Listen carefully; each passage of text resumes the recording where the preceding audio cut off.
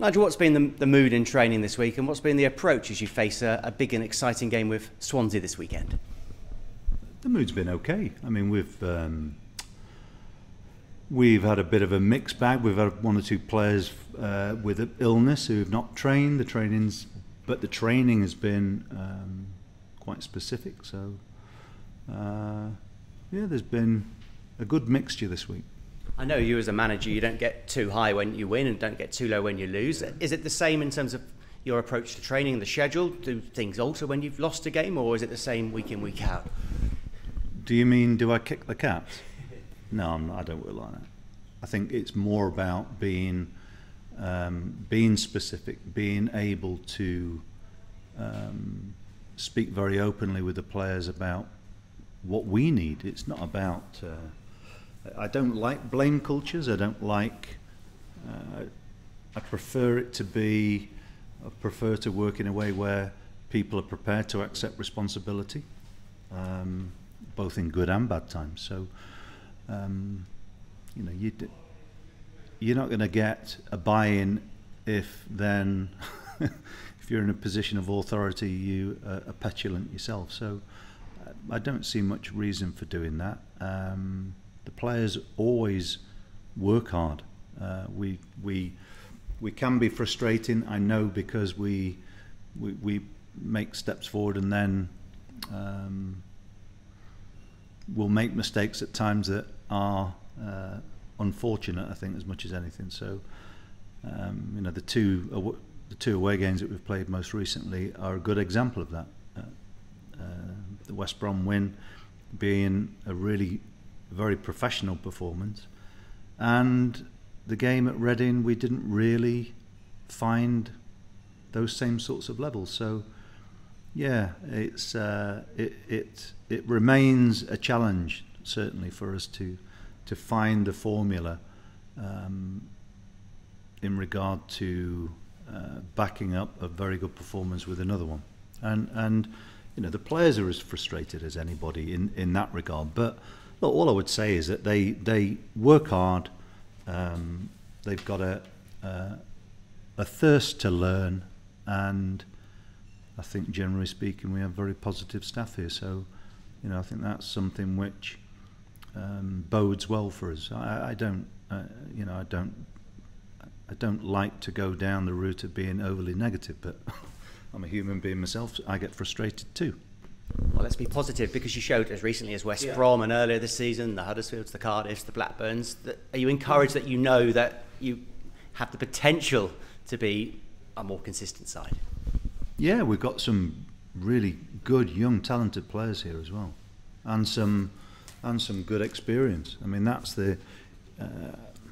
when you try and build a side, that's something which is a very important factor, that you get the balance right between youth and experience, and I think, you know, although it's our build is another conversation. That's not necessarily one for today, but we are at least trying to supplement what we have with coming through our academy here, which is very encouraging for the football club, and I think will stand the club in really it will be stands in good stead for the future, that we are producing players of a quality that are good enough both to play in our team and maybe higher too. And that's something which is, when you look at how a squad is made up, then yeah, we've got some value to our squad. The results still remain frustrating at times, but we're moving in the right direction as a football club. There's no doubt about that. You can only control the controllables, but have you missed Kal Naismith in recent games? I think that is the answer to that is yes. The fact that you asked the question would probably reflect that answer too. Sometimes you don't realise how much you miss players until they're not there. I think that's a sign of a good player. Players go out there and do a good job for the team. They don't necessarily have to be the most eye-catching at times, but I think Kal plays with a very positive intent. Everything he does, he's also a very good organizer too. So and motivator. So yeah, we've undoubtedly missed his presence in the team, but he's still with us, and he's still a very important character around the dressing room, the training ground. So I just feel for him, because what looked like a relatively straightforward sort of an injury to deal with is, he's struggling to really make steps forward, and that's a frustration for him and us. So I'm wary you never set unrealistic timeframes. Is it a while before we'll see him back in the team? I honestly can't give you an answer to that. I think that's not me avoiding anything. It's just that I can't give you an answer which is an honest one. So I shan't bother trying to. And Tomas Kalas didn't make the squad. How's he? Well, again, Tom's had a very frustrating time. He has a calf injury, but we don't think it will be, it's not something that's going to keep him out for long. But what you also have to be mindful of is he's been out for quite a while now, with an injury which actually there was some disruption to the calf area with the scarring from the operation. So, I'm not a medical man, so I can't really give you too much detail on that. But we will have to be not overly careful, but because Tomas is desperate to get back playing. But hopefully we'll get him back, in the next couple of weeks maybe. Off the pitch, Richard Gould has got a position with the ECB. It's a tremendous opportunity. How big a loss is it for Bristol City, his departure? Yeah, I mean, it will be a really big loss for us. The work that he's done since he's been here, it has been. He has a very clever touch with how he works, and I think it's important that we also recognise at the moment that he's going to be here until the end of the transfer window, which that will give you an indication as to how we're all sort of thinking about it. It's really important we have some continuity with how we move forward, and Richard's job, along with everybody else, is to try and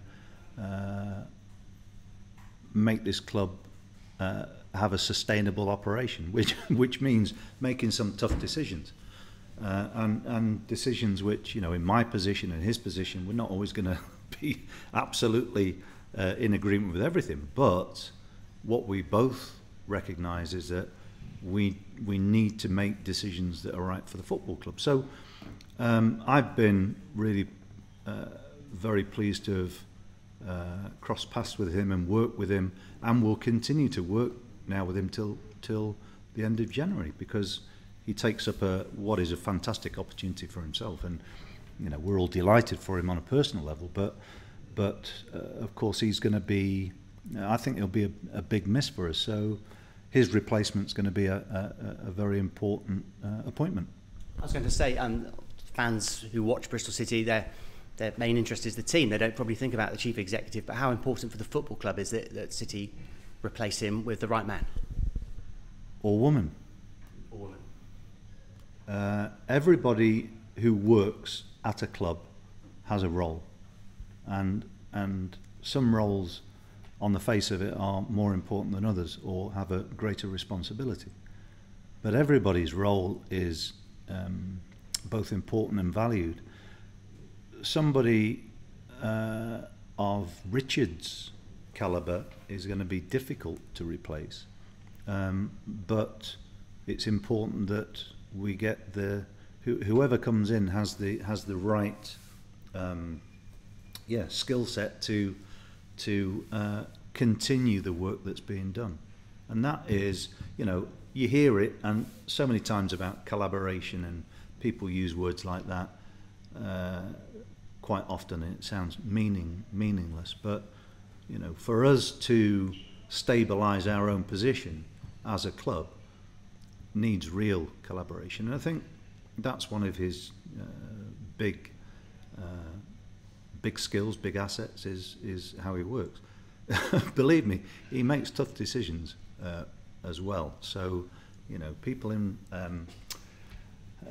positions of authority have to be good decision makers too, and have to be decisive with decision making. So, you know, look, it's going to happen. He is going to leave, but in the meantime, we've got plenty of work to do, and most of that work will be in preparation for the next window. That's not to say that you all get excited now about loads of deals being done. It's not about that. It's about, if we do any deals, they're done in a way which are beneficial to us as a football club, whether that's ins or outs. Finally, how big a challenge Swansea? 7 wins from their last 9 games. Swansea question. Yes, we get to a Swansea question, and good side. We know that over a number of years, their game's all about passing, and they've had a really good run recently. I think they're a good footballing side. They stick to their principles, and Russell's done a really good job there. You know, his early time there, he came under a bit of pressure, but he's you know, he's stuck to his beliefs, and which is really important. They're a good side. They'll be a difficult side to beat,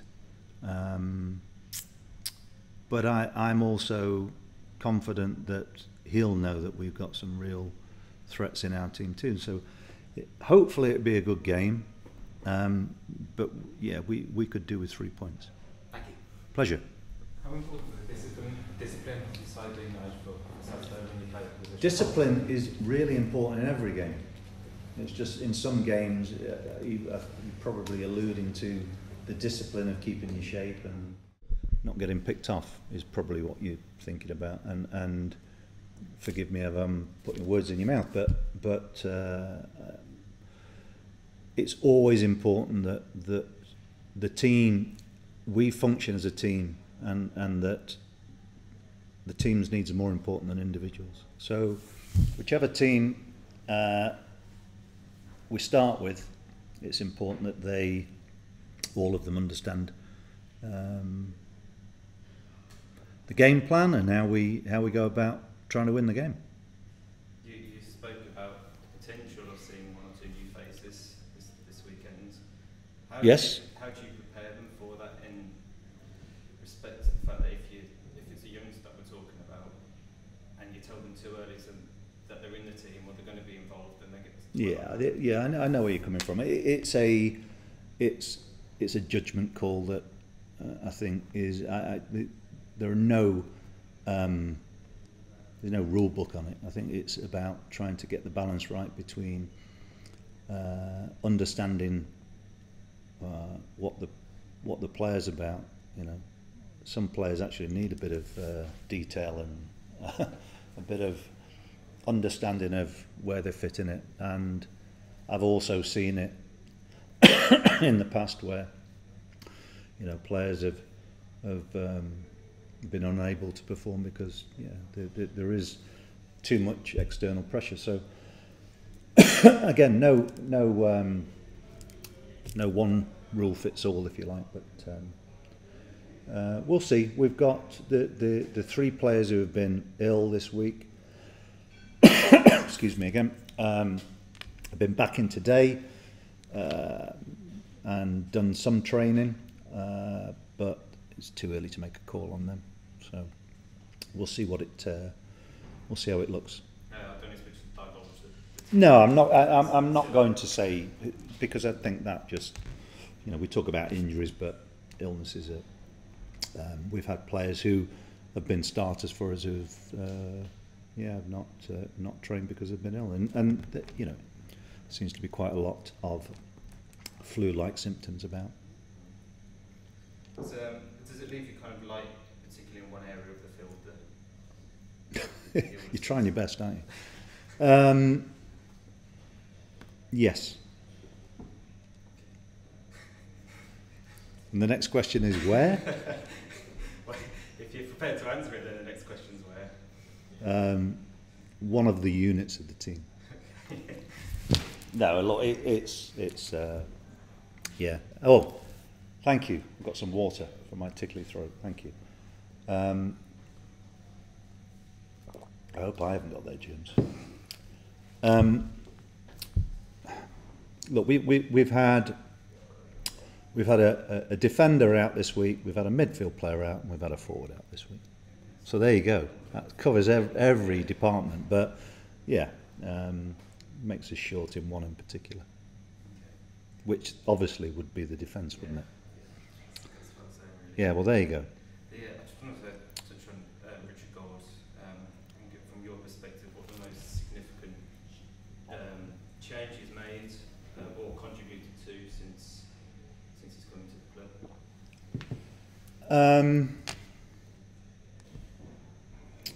Well, you've got to remember that when he came in, that was a summer of significant change, because I think I'd come in sort of midway through February. Mark left. Richard came in to replace him, and we'd also got a big change in what the squad looked like. So, you know, he's had to familiarise himself with the club pretty quickly. I mean, he's obviously worked at Bristol City before as commercial manager, but has spent, I think, about 12 years successfully as CEO of both Somerset and Surrey. So, you know, he's well versed in what business looks like, and especially with his background, his educational background too. So he understands his remit, let's put it like that, and which is quite a difficult one, and that is to I suppose, like myself, make cutbacks but improve too. So that is not necessarily an easy thing to do, but it's achievable, and it's achievable if you have a positive outlook on it and are solution driven. So, you know, there's too many people out there who just moan about anything, and he's not one of those, and I don't think I am either. It's having an understanding of what you're trying to do, and then engaging with the workforce, and he's done that very, very well. And like I've already said, he'll be a big miss for us on lots of levels, but you know, it's going to happen, so we will find a solution to that. Just want to touch on Kal Naismith a little bit. Yeah. What's the actual problem with his injury or setbacks? It was initially a calf, isn't it? But yeah, and it's not necessarily a severe one, but he's struggling with the amount of load that we can put through it. So, you know, you can't argue with the body's reaction. So we're going to have to be patient. finally, a few weeks ago, you spoke about Semenyo and Wales partnership up front, how you wanted them to play a bit closer together, and how they can work on that partnership. Have you seen over the course of the last few weeks improvement or significant improvement that they can work together and be a force? I think you're going to have to wait and see what the selection looks like for the weekend, so that then you'll have a better picture of what I think about a number of things. But I'm a big believer that the options that we have in forward positions, that any of them can play together. And you know, we've got people like Sam Bell, who is pushing his way forward now because of his form in the under-21s, and he looks in really good physical and mental condition. I think that's something which is a big plus for us too. So yeah, we've got some rather good options in forward positions, you know, whether that be Chris Martin with his physical presence and his work rate, Naki, Tommy, Antoine, Belly. I mean, there are some exciting players in there. Thanks very much. Okay, no problem. Just touching upon hand, so obviously the World Cup is 3 weeks away and the squad will be announced in a fortnight. Is there much dialogue between yourselves and Ghana, or is it just a case of... I've not had any contact of late. We do have, Jason Ewell has contact. I have had contact in the past with George Boateng and Chris Hughton too. I would expect us to have further contact nearer the time. I think when the provisional squads are named, I think that would be the time to maybe have some sort of a contact, but nothing really at the minute. Of course, he was obviously a substitute in some games. Is that perhaps behind him? Is he fit enough to complete the whole match? He has done. He is, but he's got to earn his place now, like everybody else. So just because he might be going to the World Cup doesn't guarantee him a starting place. And there's no worries perhaps, obviously focus is on his club and future. There's no worries, and perhaps one eye is on the World Cup of it being... You need to ask him that. I'm not worried about anything like that. Those are not issues that I spend too long thinking about. The only time I would consider that is if I felt that it was a distraction for him, and he, but I don't necessarily see that at all. So he's worked hard to get himself fit. If he's selected and he goes to the World Cup, what a fantastic achievement for him. But in the meantime, he's got a job to do for us, and that is to help his team to pick up as many points as possible. And the early tournament space, even if they weren't given the match race, how much of a benefit has it been for them just being a part of the squad this week to get some valuable first team experience? Well, I mean, in training this week, we've had a number of them training with us, and I think for them as an experience of playing against, if you like, hardened first team players, that in itself is something which will give them an idea of how far they need to not up their levels, but the levels that are expected, both in terms of the pace of training and the standards. But what I will say is that again, a big shift over the last year or so, certainly since Brian's taken over as academy director, is there's a lot more alignment in terms of what we do, both training wise and how we play. You'll have noticed that when you come to the games, we try and play the same system, so that for the youngsters coming through our academy, if they get the opportunity with the first team, at least it's not a massive shock. Everything's not a massive shock. So, we are trying to create an environment where we get players through our system into the first team. And sometimes they'll get opportunities because of bad circumstances, for whether we get a lot of injuries or whether we've got illness or whatever, or they just play their way into contention. Doesn't matter how those opportunities arise. It's just quite